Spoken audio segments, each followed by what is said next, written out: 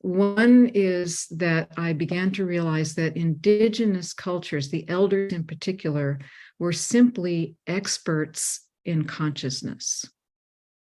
And the elders' job was to maintain the integrity and the evolution of the consciousness of their people. Mm.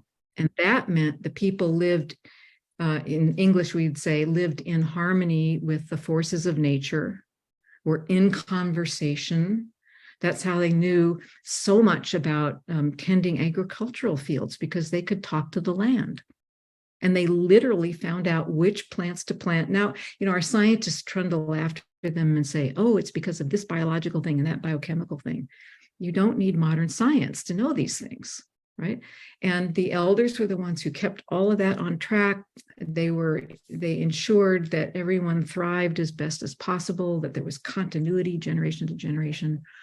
So that's the first thing. Then I started to notice that in all the different cultures, from West Africa to South America to Asia and the Himalayas, the underlying principles were exactly the same.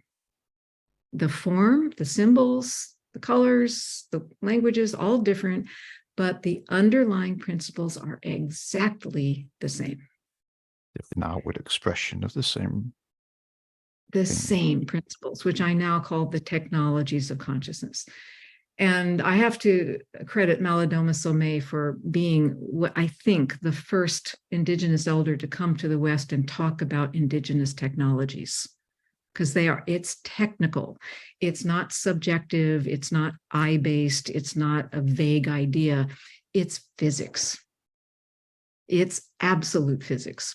And so I was realizing all this. And then I'm sitting somewhere in this arc of time, I'm sitting with my Peruvian friend at a little outdoor cafe in the main square in Pisac in the Sacred Valley of Peru. And we're just chatting away. And I get this, it was like the voice of God and a beam of, celestial light coming down on me. And I realized, oh my God, this is what business needs. Mm-hmm. These principles of consciousness that produce presence, connectivity, the right understanding of what to invest in and how to invest for multiplicities of return, the natural creation and maintenance of community and collectives, longer arcs of continuity, thriving. Everything we're looking for is actually full consciousness.